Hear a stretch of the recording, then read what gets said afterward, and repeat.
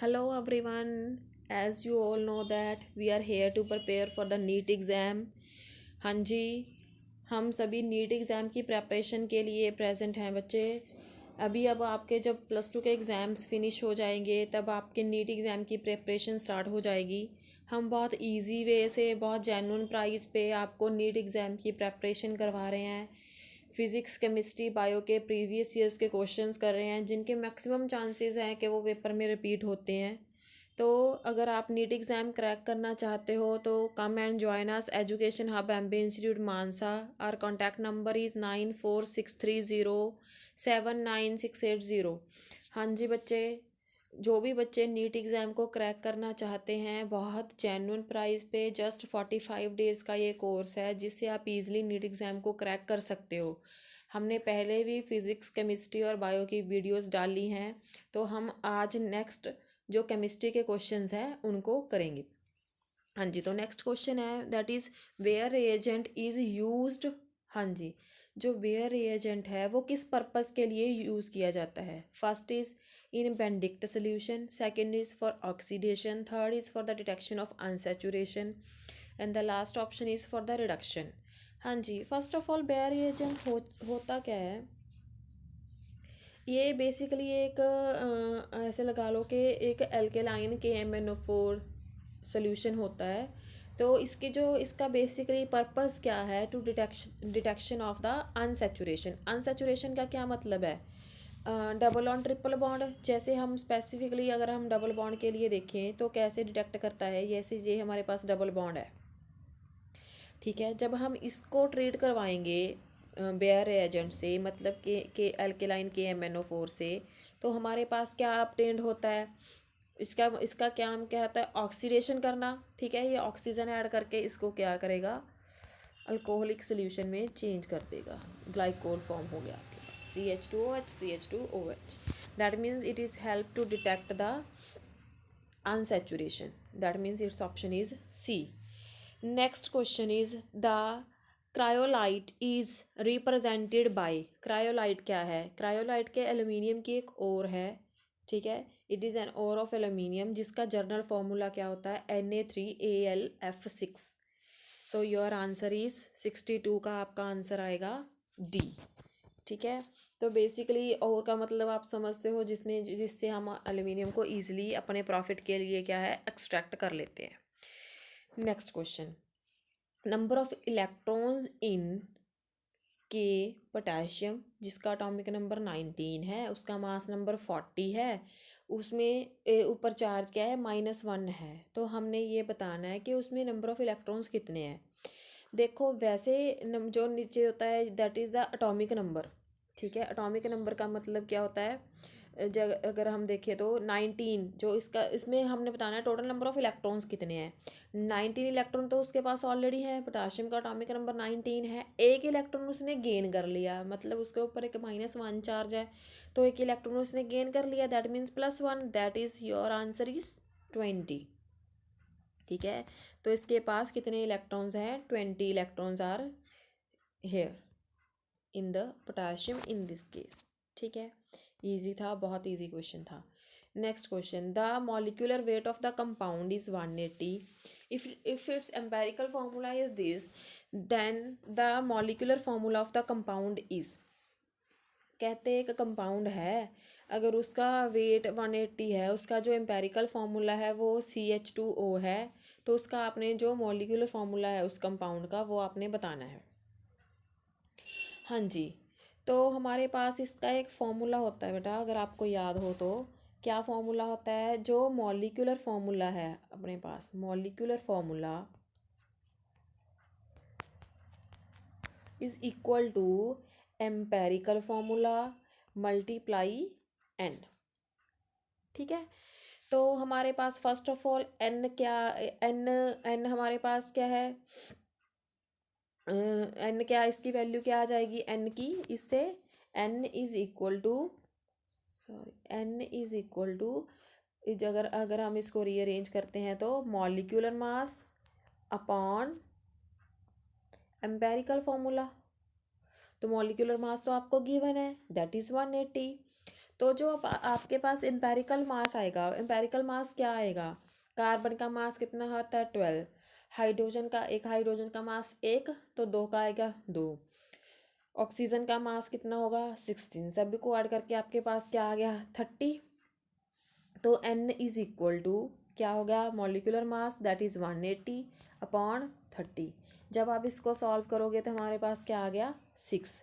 तो that means क्या है, जो हमारे पास ये फॉर्मूला आएगा, जो इससे जो हमारे पास फॉर्मूला आएगा, हमने क्या किया था empirical formula into n, that means हमारे पास क्या आ गया, अगर हम इसको सॉल्व करते हैं तो हमारे पास एम्पेरिकल फार्मूला है CH2O, और जो n की वैल्यू आई है that is 6, so formula is C6H12O6। Easy था, बहुत ईजी था बेटा, तो it's answer is C। Next question, the wait of the lime obtained by heating 200 kilogram of 95% pure limestone is. हाँ जी, क्वेश्चन क्या है, वेट ऑफ लाइम, हमें कितना लाइम ऑब्टेन्ड होगा अगर हम obtained by heating 200 gram of 95% pure limestone, जब हम जो 200 किलोग्राम का 95% जो प्योर लाइमस्टोन है उसको अगर हम हीट करेंगे तो हमें प्योर लाइम कितना, हमारे जो लाइम का वेट है वो कितना ऑब्टेन्ड होगा। हाँ जी, तो पहले फर्स्ट ऑफ ऑल हमें पता है कि लाइमस्टोन CaCO3 कैल्शियम कार्बोनेट, इसको आपने हीट कर दिया, कैल्शियम ऑक्साइड बन गया और कार्बन डाइऑक्साइड बन गया। ठीक है, इन्होंने हमें बेसिकली हमारे पास क्या है, अगर हम बोलें, इन्होंने क्या बोला है कि अगर हम 200 kg ऑफ 95% प्योर स्टोन लें, ठीक है, तो हमें हमारे पास लाइम का वेट कितना होगा। अगर हमने मान लिया कि मेरे पास 100 kg of 100% pure carbon calcium carbonate है, ठीक है, तो उसका मेरे पास कितना आएगा, ये 56 kg आएगा ना। अगर ये 100 है तो ये 56 kg आएगा। अगर मेरे पास 200 है ये अकॉर्डिंग टू द क्वेश्चन, तो हमारे पास क्या आएगा, अगर हम इसको सॉल्व करेंगे, हाँ जी, तो इसको देखो हम सिंपल मैथमेटिक्स करते हैं इसमें, जैसे हमारे पास 100 था तो मेरे पास कितना है 56 है, अगर मेरे पास 200 है तो ये कितना, 1 के लिए कितना होगा 56/100, और 200 के लिए क्या होगा 56/100 इंटू 200। तो इसको अगर हम सिंप्लीफाई करेंगे तो हमारे पास आ गया 112 kg। अब इसने नेक्स्ट कंडीशन ये भी दी है हमें कि 95% प्योर लाइमस्टोन होना चाहिए, 95% होना प्योर होना चाहिए, तो हमारे पास जो आया है 112 आया है, उसका 95% कर लो। तो इसको सिंप्लीफाई करके करके आपके पास आंसर आ जाएगा 106.4। ठीक है, so your answer is b. हाँ जी, समझ में आ गया बेटा। अगर नहीं कोई भी क्वेश्चन समझ में आता, आप कभी भी कमेंट बॉक्स में कमेंट करके आपके अपने क्वेश्चंस की क्वेरीज ले सकते हो, कोई प्रॉब्लम नहीं है। बहुत इजी क्वेश्चन था, सिंपल उनका मॉलिक्यूलर मास निकाल के उनको बराबर रखना था। जैसे 100 ग्राम ऑफ कैल्शियम कार्बोनेट है, अगर हम उसको हीट करते हैं तो हमारे पास 56 जो किलोग्राम्स ऑफ लाइम फॉर्म हुआ था। ठीक है, अगर वही हम मैथमेटिक्स सिंपल अप्लाई करें, 100 के लिए 56 हुआ था तो 200 के लिए कितना होगा 56/100 इंटू 200, इसको सिंप्लीफाई करके हमारे पास 112 आ गया, और उसका 95% करके आपके पास आपका आंसर आ गया। हाँ जी, next question, in a reaction A+B equilibrium reaction है, gives you C+D, if the concentration of A and B is doubled then the rate of reaction will be. हाँ जी, इन्होंने क्या बोला है कि एक रिएक्शन है इक्विलिब्रियम में है, अगर हम A और B की जो कंसंट्रेशन है उसको डबल कर देंगे, then the rate of reaction पे क्या इफेक्ट पड़ेगा। हाँ जी, केमिकल रिएक्शंस का जो टॉपिक है ये, तो जो रेट ऑफ रिएक्शन होता है R, ये किस पे डिपेंड करता है, कंसंट्रेशन ऑफ द रिएक्टेंट। ठीक है, अब इन्होंने क्या बोला है कि हमने कंसंट्रेशन को डबल कर दिया।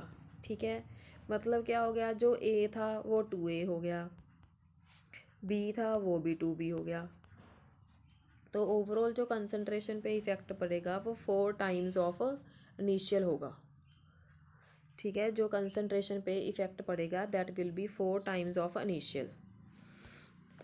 हाँ जी,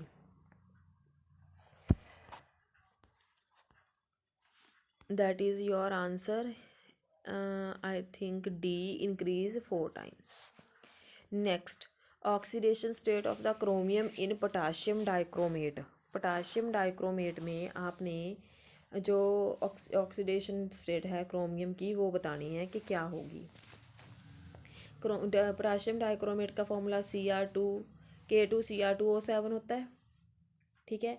ऑक्सीडेशन स्टेट्स निकाल लो, 2 × 1 प्लस क्रोमियम की हमने फाइंड आउट करनी है, उसको x ले लो, 7 × -2 = 0। अगर आप इसको सॉल्व करोगे तो इसकी वैल्यू क्या आ जाएगी, x की 6 प्लस का 6, दैट इज़ C।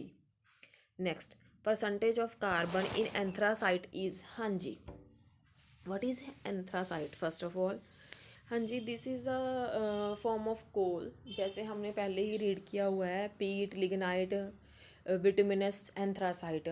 तो ये सारे जो कोल की फॉर्म्स ही हैं, बट इनमें जो कोल कार्बन की परसेंटेज है वो वेरी करती है, जिसमें जितनी ज़्यादा कार्बन की परसेंटेज होगी वो इतना ही ज़्यादा सुपीरियर होता है।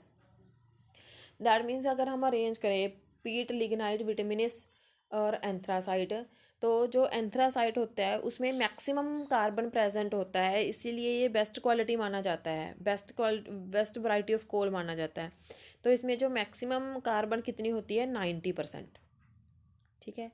Next question, the reactivity of the metal with the water is in the order of. हाँ जी, आपको एक सीक्वेंस दिया हुआ है, आपने इसमें रिएक्टिविटी इनकी बतानी है कि वाटर के साथ किसकी रिएक्टिविटी कैसी होगी।